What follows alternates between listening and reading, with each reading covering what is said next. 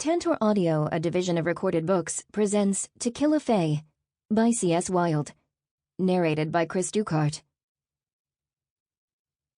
1. In Mera's experience, 3 things motivated a murder: secrets, convenience, or passion. Yet as she observed the dead Fae King sprawled on the living room floor, eyes and mouth agape as if he were about to scream for his life, no pun intended, she couldn't help but wonder if there might be a 4th. She didn't know which of the Fae Kings this one might be. Many lived in fancy penthouses or villas in the Fae Borough, Tir na Nog, each with their own nasty courts. And yet this particular king had died in human territory, which made the case puzzling to say the least. Fae didn't get along with, well, basically the entire country, but at least they showed some degree of respect for witches, vamps, and shifters. Humans, though? Nothing more than weak, pitiful beings. The regent of the Fae state had said it point blank during a speech on live TV a year ago.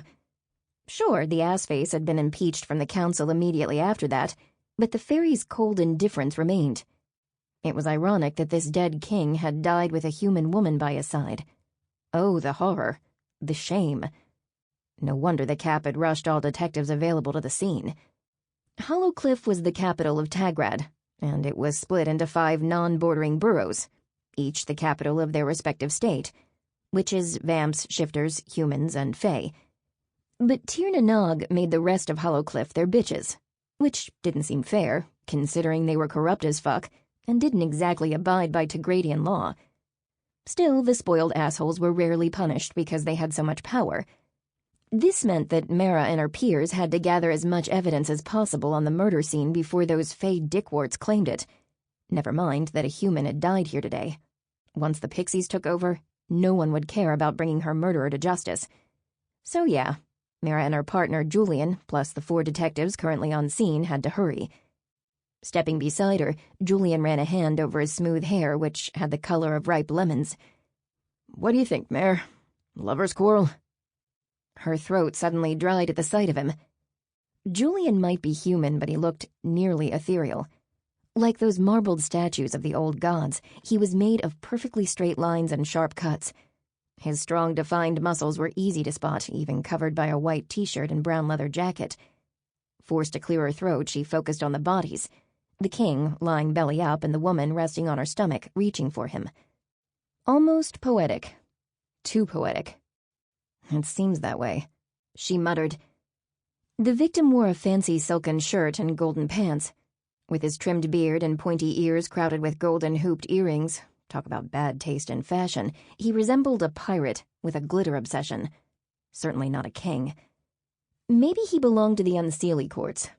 Then again, few people outside of Tir na Nog knew what the Unseelie looked like, and Mera wasn't one of them. A whistle escaped Julian's puckered lips. "A fae and a human. That's kinda forbidden. Unofficially, that is." His curious gaze traveled around the apartment. Weird. Those snobby assholes should be here by now. Even though Tagrad was governed by a council of 1 representative from each state, all 5 with equal weight and decision-making, yeah, sure, it was clear who the richest and strongest player was: the jackasses from Tir na Nog. Julian was right. It was odd that they weren't here. Pulling out a small notepad from the pocket in his vest, he began to read it. "Rigor mortis sets the time of death to 6 hours ago for him and 10 for her. A neighbor heard a man scream last night, but didn't think much of it." The woman had been dead already, which meant she hadn't reached out to the king as she died. She'd been positioned that way. "The female is Sarah Hyland, 22. Julian nodded toward the woman's body. "Attended UCH, but lived here on the weekends and during school break. The apartment belongs to the parents. She had a history of bringing in stray, gentlemen." Maybe one of them got jealous. Mera guessed, but deep down she knew that chances were slim. More of a gut feeling than fact, yet over the years she'd learned to trust her instincts. "The door was half open when the neighbor came down this morning to check on her," Julian added. "She found them this way." Convenient. He arched one thick brown eyebrow at her. "You think the neighbor did it?" Mera had seen the neighbor, a 90-year-old human without a bone of magic in her body. Not a shifter, not a bloodsucker or a witch, and definitely not a fae. Those Mera could tell from a distance, even when they disguised themselves. Glancing at Julian, she admired the freckles that spread atop the bridge of his nose. No, she definitely didn't do it. Mera forced herself to look away from him because the man was like the sun, beautiful, majestic, and if one stared for too long, they might go blind. She'd been working at the precinct for 3 years, but she'd never told Julian about her feelings for him. It sucked, because he was not only her partner, but also her best friend. She wanted to kiss him senseless and do things with him, things she normally did with her profusion of one-night stands, the only type of relationship Mera could afford. The Cap's voice rang in her mind. Hide who you are, and you might survive, Cookie. Yeah, Mera could never be with Julian. He deserved better than what she could give. We should have sex with him, the lustful, ravenous force inside her whispered, just to check if he lives up to the expectations. And then what? Her rational self argued, just once. The siren side of her grinned, the cheeky feeling spreading through Mera's chest. After all, her siren essence was always there, with her, even when her magic was dormant.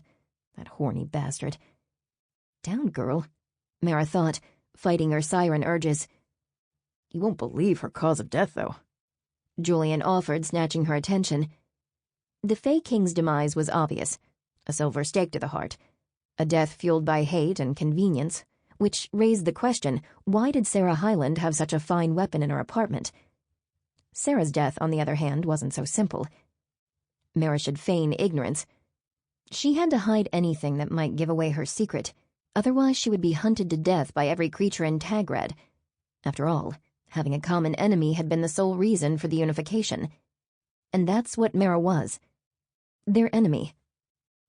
The woman drowned. She blurted because she really, really craved Julian's attention. Crap. Mera had seen enough humans drowning to know what a body looked like after the deed. The woman's closed eyes were slightly swollen. So were her lips. The tip of her purplish tongue peeked out of her mouth, and thin veins peppered her milky white skin, which meant she hadn't stayed underwater for long after her death. Just long enough.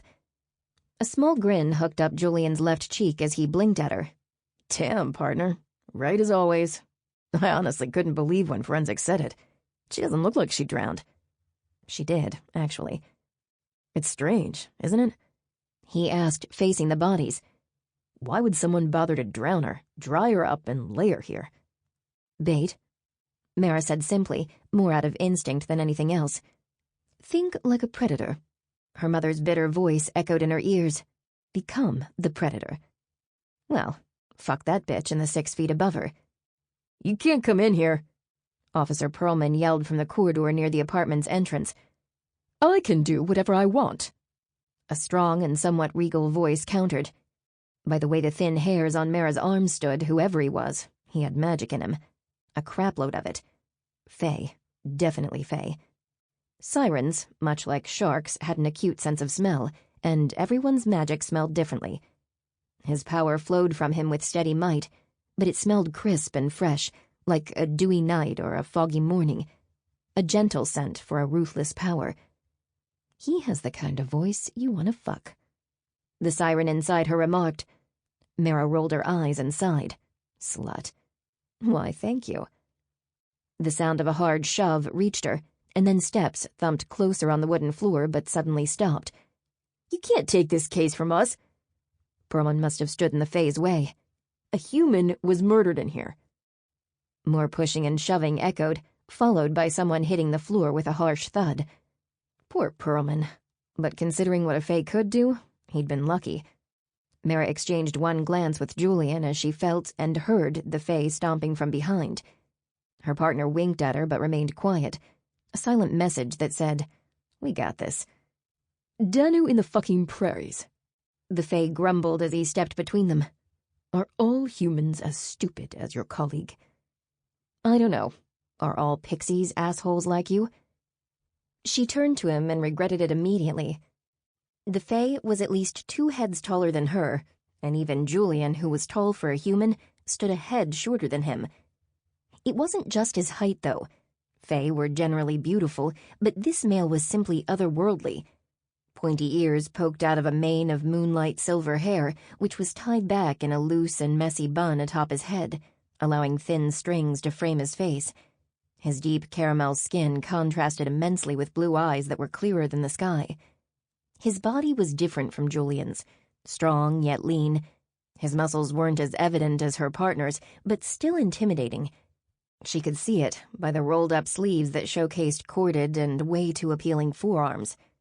Like he was a panther about to prowl. She could picture the rest of him from underneath the white shirt, gray checkered vest, and suit pants he wore. Well, her siren did, that lustful jackass.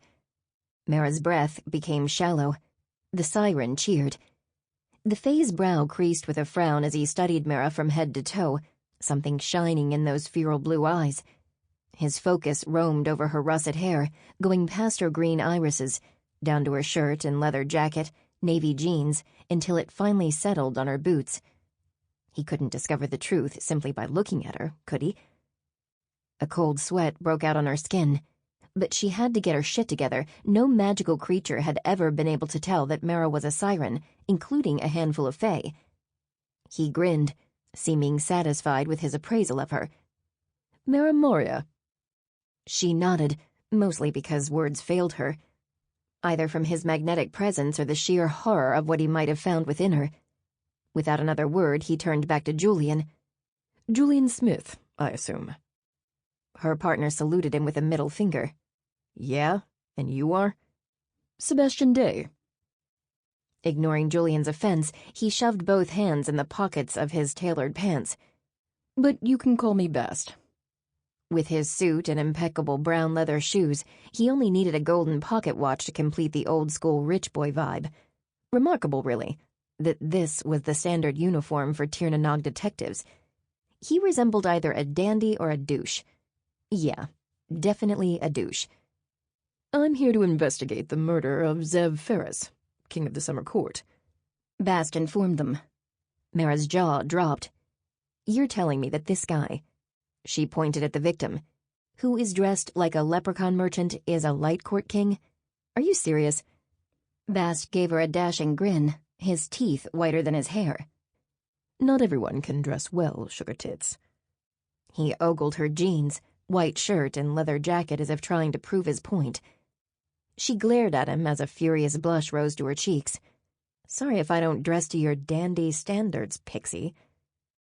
Mera felt the siren's eyes rolling, even if she was the siren and the siren was her. Wow, good one. He called us sugar tits, and that's what we hit him with? Pixie? The bastard had a point.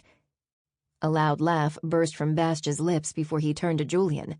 "Your partner is most intriguing, isn't she?" Julian's arms remained crossed, not an inch of amusement on his face. "You disrespect the lady again, and you and I will have a problem, asshole." Bast's grin was wild and savage. The image of a panther came to mind again. "You will have a problem, human. I'll simply call it entertainment." On the upside, though, Bast's condescending attitude meant he must think she was human. Mera let out a relieved breath, then surveyed the room, noticing the lack of a team of Fae invading their crime scene. "The king of the summer court is dead, and you're here alone?" She asked. "Where's the cavalry?" Bast shook an index finger at her. "Not bad, sugar tits." Before she could scream at him, he raised his hand in surrender. "I meant no disrespect." He pointed at her breasts. "They're nice, perky, and about the right size. It's a compliment," he assured, giving her a thumbs up. A fucking thumbs up. She would kill this bastard today. "Call me sugar tits again, and I swear I will bite off your fingers one by one, dickwort." "Ah, much better." Her siren clapped. His silver eyebrows arched, and his eyes glinted with mischief. For a fleeting moment, Mera saw something inside him, something ancient and dark. But then it was gone. "Is that a promise, kitten?" What an unnerving fart face. But at least he'd stopped calling her sugar tits. "I'll be honest with you two," Bast went on, barely addressing Julian, his focus solely on Mera. "We want discretion on this one.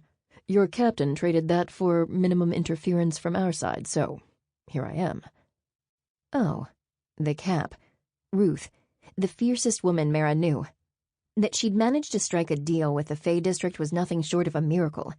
Humans had few bargaining chips when it came to those fuckers, but Ruth had plenty of tricks up her sleeve. Great, Mera conceded. Try not to stand in our way, and you don't understand. I'm not here to assist you both. I'm here, he pointed at Mera, because I'm your new partner. 2. Mera barged into the Cap's office and nearly blasted the door closed behind her. I did not agree to this. Ruth didn't raise her attention from the papers she was signing. Sitting behind her carved mahogany desk with her white uniform and blonde going silver hair in a cropped cut, she looked nothing short of a general, or a mountain of ice. Hard to tell. Mera's chest heaved while she stood in the middle of the room, air puffing through her nostrils as she waited for a reaction. Are you under the impression that you have a say in it? The Cap asked, her tone dangerously flat, like that time Mera escaped to a party when she was 15. Once she returned, Ruth asked if she'd had any fun before grounding her for a whole month. But Mera wasn't a kid anymore, and she wouldn't budge. Julian is my partner, not that damn pixie. That's a derogatory term. They call us worse. Mera slammed both hands on her waist and spun around. Cap, the murder happened in our jurisdiction, and... First of all, you are not us, and second, you're smart enough to understand how things work in Tagrad. True. Slowly laying down her pen, the Cap intertwined her hands atop her desk. Mera, you're the best detective I have. Julian comes second. Also, I believe I taught you the meaning of compromise. Yes, ma'am. She answered quietly. Then you know that you're in your current situation because I had to... Mera crossed her arms, studying her own boots. Compromise. Good. Her attention returned to her papers. Now, if there's nothing else... Ruth. Mera's tone lowered to a whisper. He might find out. The woman watched her from below nearly white eyebrows. No Fae ever has. I worked your ID and hired the warlock to hide your siren magic. I took you as my own cookie. I wouldn't put you in danger, trust me. You'll be fine. The memory of the one time Mera asked the Cap, what if the warlock blabs returned? Ruth had watched her without a hint of emotion, not giving a single clue as to what she might be thinking. He won't, she finally assured. How can you be so certain? Mera insisted. You don't need to know. The Cap would never kill someone to protect her, of that Mera was certain. Ruth had the biggest sense of duty and the highest morals in the entire force, but there were other ways of making sure secrets were kept hidden. If anything, the Cap was resourceful. Kind, too. She had adopted Mera when everyone else would have either killed her on the spot or called the cops. She owed the woman everything. I wouldn't send you on a mission if I thought you might be exposed. Ruth continued. Your partner for this assignment will be Detective Dhay, and I expect your full cooperation. But I think working this case with a Fae will do us some good. The Cap went on, always bordering that line between sweet mother and fierce boss. Maybe it'll improve relations between the two boroughs. Who knows? Huh, dream on. When the Cap raised an eyebrow at her, Mera wondered if she'd said it out loud. Sometimes she swore Ruth could read her thoughts. Go solve this case, detective. Once more, she focused on the papers. That's an order. Mera didn't trust easily, but she trusted the Cap with her life. Literally. She also knew better than to poke a sleeping tiger with a short stick. When Mera stepped out of the office, Bast was waiting for her with a smug look on his stupidly beautiful face. He leaned over a table, arms crossed and chin held high as if he'd won a battle. Julian stood beside him, his hazel eyes asking and a little desperate. Walking toward her partner, Mera bit her bottom lip. You'll have to sit this one out, Jules. Her hand rested on his shoulder and he immediately cupped it with his own. Electricity crackled down Mera's spine and pulled at her belly, but she was used to this. It was how she felt every time Julian touched her. Will you be careful? He asked, his fingers entwining with hers. She winked at him. When am I not careful? Only always. Are you two lovebirds done? Bass nodded to the exit of the precinct. Detective Maurea and I have work to do. Mind your own business, Pixie. Julian spat, the bitterness in his tone so intense that it pricked Mera's tongue. Bast frowned, but that typical Fey wickedness came to the surface again, flickering behind his eyes. A hint of a smile brushed his lips. Are you jealous? Rest assured, I'll take good care of your partner. Buddy, Mare would never go for one of you. Julian countered without hesitating. She prefers her males real and without magic. Not true. Mera had slept with a warlock yesterday and a wolf shifter not a week ago, but Jules had no clue. It was not like she told him about her romantic conquests, if fleeting one-night stands fit the definition. Glad I struck a nerve, Jules. Bast turned to Mera with an air of madness, but he must have spotted the concern on her face because he cleared his throat and whatever had been there a moment ago vanished. He pulled down the edges of his vest and fixed his collar. Shall we, kitten? Call me that again, and I'll shove my gun up your ass, dickface. Such unneeded brutality. Try and see things from my perspective, kitten. I don't have many options left. He gave Julian a wink. Mare is already taken. Julian flipped him the bird, but Bast didn't seem to mind. Fucking Faye. Mera grumbled to herself as she pulled Bast away, toward the exit of the precinct. Raising a hand, she waved. Talk to you later, Jules. As soon as they stepped out on the street, she let Bast go and pointed one finger at him. Here's how we'll do this. You won't try to fool me. You'll share information and you'll play nice. Understood? Loud and clear, except for the part about playing nice. He spread a hand over his chest in an apologetic manner. Not my nature, you see. She rolled her eyes. Whatever. So I usually go to the family first. What? That's moronic. A strand of silver hair slipped over the left side of Bast's face, and he tucked it behind his pointy ear. Did you tell your parents anything when you were Sarah Hyland's age? Mera's situation growing up had been different. She didn't have a father, because her mother said Mera had been born of Poseidon, which was utter bullshit since gods weren't real. Fae, human, Atlantean, or whatever. Also, confiding in the woman who beat her senseless on a weekly basis didn't make much sense. She did confide in the Cap, though. Ruth had found Mera when she was only 13. She'd saved her in every sense of the word, so Mera never hid anything from her, simply because she didn't have to. She'd even told Ruth about that time she'd let Billy Wetzel grope her in the parking lot, which hadn't been one of Mera's proudest moments. The woman who raised me kept an open line of communication, so yes, I told her everything. How about you? He stared at her as if she'd come from another planet. I'm Faye. We don't trust easily. He studied his fancy shoes and his voice grew quieter. Especially our own. She could certainly relate. Bast did have a point, though. If they were going to solve this case quickly, so that Mera could be back on the streets with Julian, she would have to throw standard procedure out the window. Fine. She gave in begrudgingly. On to the friends list it is. Mera stopped before the limestone construction that resembled an old castle. It had rococo carvings of humans, witches, fae, shifters, and vamps lining the windowsills and door. The steep, red-tiled roof was carefully crafted and matched perfectly with the medieval vibe of the 4-story building. Artsy vamps from Kazania loved detailed and excessive crap like this, so she wouldn't be surprised if one of them had been the architect. These types of constructions were a rarity in Clifftown, where most buildings were blockhouses or skyscrapers. Yes, the human borough had earned the title Concrete Jungle, and although most humans took that with pride, Mera guessed the other boroughs hadn't meant it as a compliment. UCH, University College of Hollowcliff, hung in big brown letters atop the university's stone facade, arching over the large wooden entrance. Every borough had a branch of UCH, even Tir na Nog, but the bigger courts never attended it. Only lower she and weaker fairies such as brownies, leprechauns, or banshees went to public schools. Not that Mera had seen it firsthand. She'd never been to the Fae State, only heard the Cap stories from the time she had to escort the human minister on an assignment. Sarah Hyland studied economics here. Mera said as she watched students strolling across the endless green fields that stretched around the property. Divide and conquer, partner? You tell me, he replied without turning away from the facade. If you were a civilian, would you open up to a fairy without a human present? She observed the stares Bast received from passers-by.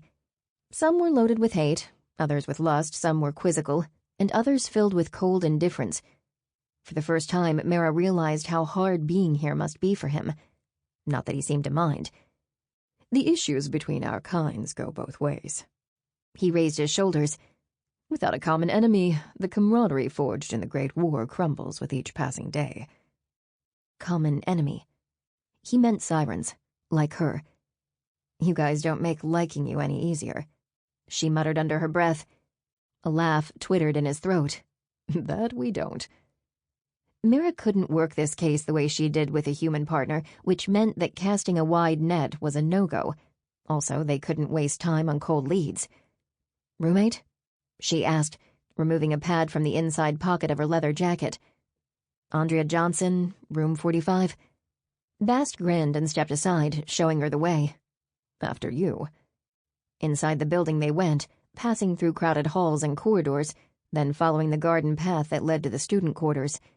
The concrete block stood near the left end of the campus, hidden behind a small forest. All the while, a metallic scent invaded her nostrils. Magic. It was weaker than Bast's and flickered in and out of range. Mera searched her surroundings, but other than passing students and teachers, she couldn't find anyone suspicious. Everything all right? He asked from behind her. Do you feel a magical presence? He stopped, closed his eyes, and raised his head to the sky as if he was trying to catch a scent. Mera noticed how squared his chin was, and the sharp curve his jaw made toward his Adam's apple. And his hair, Poseidon in the trenches, it resembled silver silk. Under the sun, it seemed like thousands of spiders had woven its threads. No. He opened his eyes. I got nothing. Why? I don't know. Shrugging, she let it go. Gut feeling, I guess. You mean insanity? He scoffed. A human thinking they can sense magic? That's hilarious. Mera almost told him to shove it, but she walked a thin line already. Better to let the subject fade. Once they reached a set of stairs, they went up to the 3rd floor, soon arriving before a door with the number 45 engraved on it. After Bast knocked, a short girl with glasses answered. Her eyes were red from crying too much. Her rock band t-shirt smelled of sweat, tears, and Cheetos. Mera and Bast exchanged a glance. Bingo. Andrea Johnson. He leaned on the doorframe, oozing charm, which wasn't hard for someone as freakishly handsome as him. We're the detectives in charge of your roommate's murder. We were wondering if you could answer some questions. You're a fae. The girl sniffed, her eyes trapped on Bast's face. Why are you investigating a human murder? Sarah Hyland was involved with some of my people. I'm working with Clifftown's police on this case, as you can see by my human partner. His tongue was fast and sharp, not that it surprised Mera. Bast's kind was famous for trickery and quick thinking. He nodded to Andrea's room. If we may. I'm not sure. She stuttered. Please. He smiled and it was over. Mera could practically see the girl's knees melting. Andrea nodded hastily and stepped aside, letting them into the room. Miss Johnson. Mera started, observing the space. 2 beds rested against each wall, one carefully made, the other a twirling mess of Cheetos bags atop a dirty blanket. At some point, Sarah Hyland made her bed and left this room for the weekend, never to return. Do you know anyone who might want to harm your roommate? Friend. Andrea mumbled. Sarah was my friend, and no, everyone liked her. A lie. Mera could taste it. She glanced back to Bast, who'd gone to inspect some papers on a desk near the window. The nod he gave her said he'd also caught the lie, but his focus quickly returned to the documents on the desk. Miss Johnson, you're safe, Mera assured, her tone soft, calming. Are you certain Sarah didn't have any enemies? Yes. Was she involved in any illegal activities? Definitely not. She cleared her throat. Sarah was as clean as a whistle. Ah, there was the lie. Andrea clearly wanted to protect her friend's memory, but the faster Mera could figure out this case, the faster she'd be back with Julian. Briefly peeking at Bast, she found him focused on a notebook. This was her chance. Mera's siren swam underneath her skin, twirling around her vocal cords as she turned to Andrea. A siren's glamour was more refined than normal glamour, At least, that's what the cap said. Also, the warlock's... Sample complete. Ready to continue?